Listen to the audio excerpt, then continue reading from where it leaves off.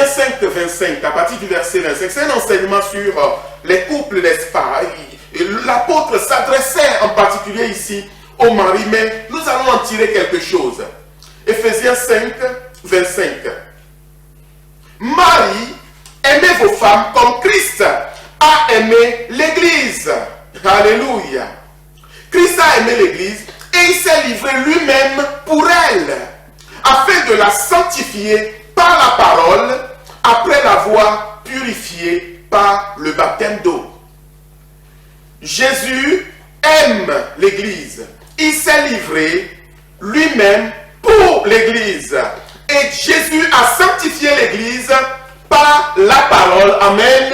Après l'avoir purifiée par le baptême d'eau. Amen.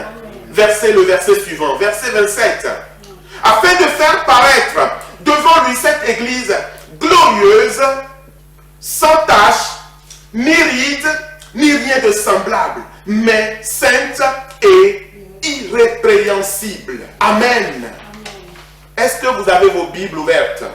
C'est la parole de Dieu. Amen. Jésus a aimé l'Église.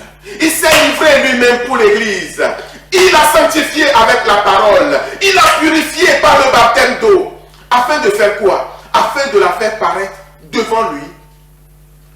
Cette Église qui est sans tache, ni ride, ni rien de semblable, mais qui est sainte et irrépréhensible. En d'autres termes, Dieu nous a sauvés au travers de son Fils Jésus-Christ. Cette Église est maintenant sur la terre. Mais la préoccupation de Dieu, c'est que cette Église soit comment? Sans tache. Qu'elle soit sans ride. Qu'elle soit ni rien de semblable. Amen. Mais que l'Église soit glorieuse.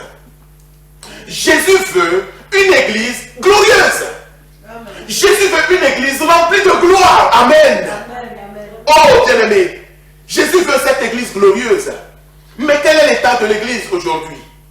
Vous savez, le chemin de la foi, c'est un parcours. Ne soyez pas distraits, s'il vous plaît. Jésus veut une Église glorieuse. Cette Église, elle doit être sainte. Alléluia. Elle doit être sans tache. Alléluia. Elle doit être sans ride. Elle ne doit avoir rien de semblable. Elle doit être glorieuse. Amen. Mais sainte et irrépréhensible. C'est-à-dire que le chemin qui est ouvert devant l'Église, Jésus l'a dit, je m'en vais, je reviendrai. Je vais vous préparer une place, je vais revenir. Avant de revenir, l'Église est encore sur la terre. Maintenant, si cette Église, elle a des tâches, Jésus regarde l'Église. Il voit que son Église a des tâches. Jésus regarde l'Église, il voit que son Église a des rides. Et vous savez très bien que les tâches, c'est l'image du péché. Les tâches, c'est l'image du péché. C'est l'image du compromis. Les tâches, c'est l'image du mélange. Et Jésus voit tout cela, il est préoccupé. Amen. Mais il veut que son Église soit sans tâche. Alléluia. Les rides. Les femmes, elles n'aiment pas les rides. Hein? Même les hommes aussi n'aiment pas les rides. Mais surtout les femmes. Amen. Les rides, c'est l'image de, comment dirais-je, de la vieillesse, de l'âge qui passe. L'être humain, d'une manière générale, ne veut pas vieillir.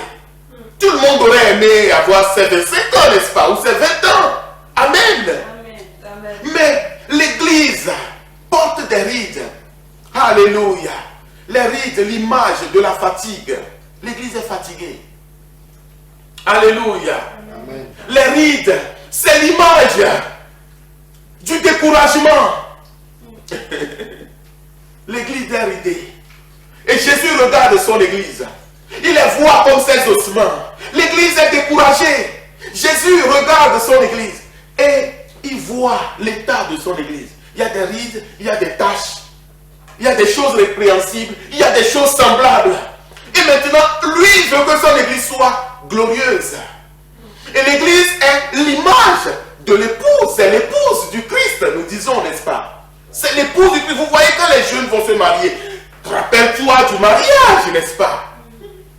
Est-ce que vous avez déjà vu une fiancée, le jour de son mariage, venir la tête n'importe comment, pas maquillée, pas coiffée, le visage, non, alléluia.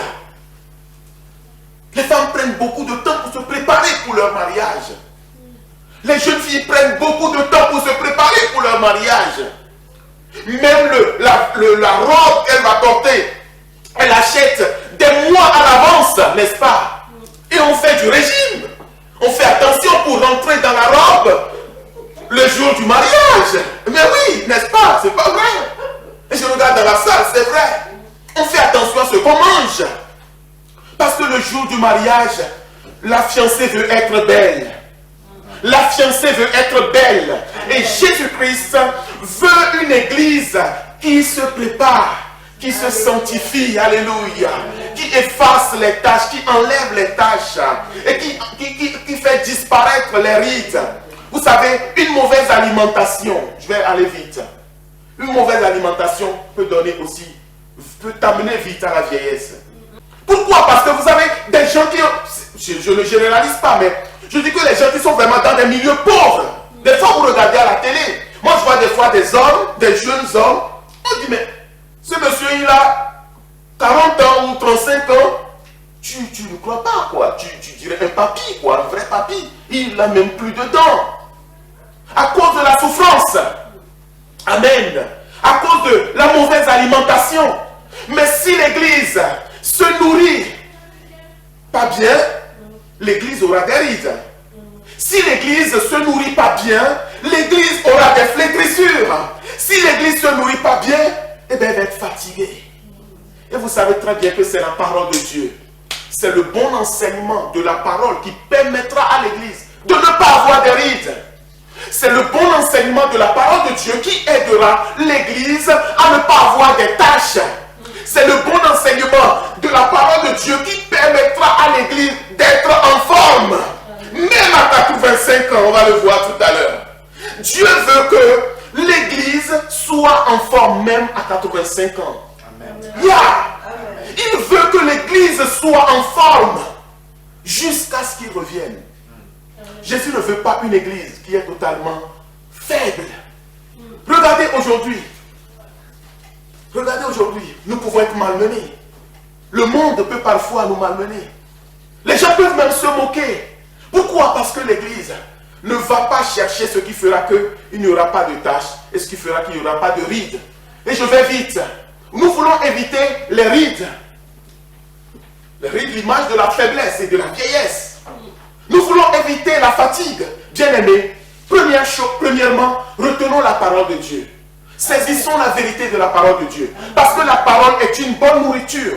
La parole de Dieu, c'est notre nourriture. Alléluia. Elle nous nourrit, elle nous aide à être en bonne santé. Alléluia. La parole de Dieu. Deuxièmement, la prière. Je ne vais pas trop développer ce matin. Deuxièmement, la prière. Donnons une place importante à la prière dans notre vie. Amen. Si tu veux être un chrétien en pleine forme, médite la véritable parole de Dieu. Médite la parole de Dieu. Amen. Amen. Et nourris-toi de cette parole. Alléluia. Essayons de nous nourrir de cette parole. Vous savez, c'est un Timothée. C'est un Timothée 4 où il parle des faux docteurs. Alléluia. Vous pouvez juste noter 1 Timothée 4. L'apôtre parle des faux docteurs. Il dit qu'ils sont marqués par la flétrissure. Et c'est une parole qui est puissante. Amen. J'espère que je vais pouvoir mettre la main là-dessus. Si je trouve, je vais vous le lire. Oh Jésus. Merci Seigneur. 1 Timothée 4.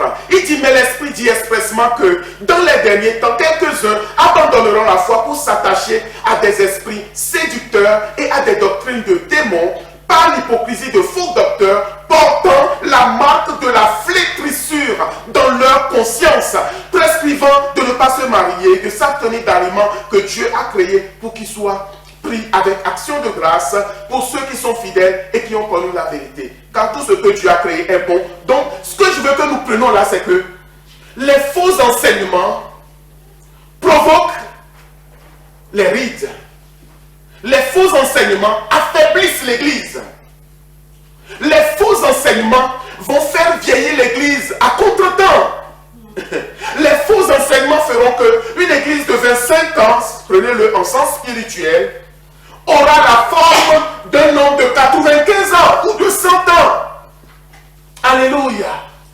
Les faux enseignements affaiblissent l'église, mais le véritable enseignement, vous savez, Daniel, quand ils sont arrivés dans le royaume de Babylone, on servait différents types de nourriture. Mais Daniel et ses amis, ils ont dit quoi? Donnez-nous des légumes.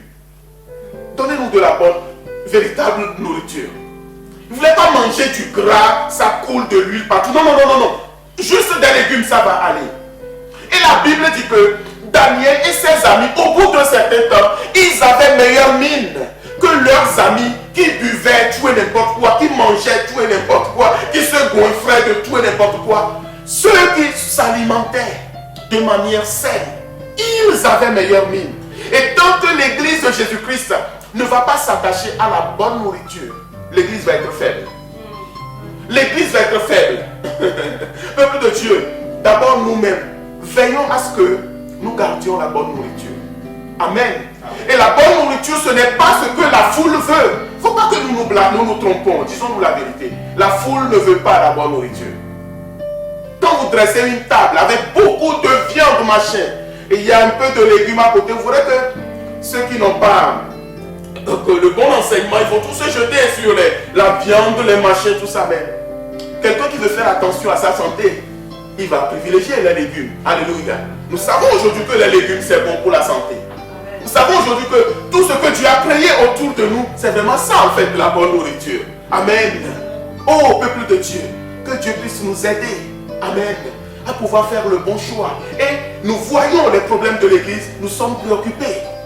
Nous disons, mais Seigneur, l'église ne se nourrit pas bien. L'église ne prend plus la bonne nourriture. Et l'église est faible. On peut chanter, on peut danser tout ce qu'on veut, mais l'église est faible. L'église manque de force. Le monde est en train de dominer l'église. Mais qu'est-ce que nous devons faire? Nous devons prier. C'est pour ça que Dieu a amené Ézéchiel pour voir les problèmes. Amen. La deuxième chose, à part la bonne nourriture, la troisième chose, pardon, après la bonne parole, j'ai dit, et la prière, amen, la vie de prière dans l'église, la vie de prière dans l'église. Je vais encore insister un peu sur ce deuxième point parce que l'église ne prie plus assez. Et une église qui ne prie pas est une église faible. Nous devons prier. Je veux vos amens. Nous devons persévérer dans la prière. Alléluia. Si nous ne prions pas, nous serons faibles. Nous avons besoin de prier. Mais nous n'avons pas besoin de faire de loi pour la prière. Parce que on ne peut pas faire de loi aux enfants pour parler avec leur père. Ou de parler avec leur mère. Amen. Mais nous devons savoir que notre relation avec Dieu, c'est au travers la prière. Et sur la prière en particulier, bien aimé, il y a beaucoup de prières dans nos églises, mais ce ne sont pas les prières selon le cœur de Dieu. Bien aimé, tu peux prier, tu peux jeûner pendant des jours. Que dis-tu dans tes prières?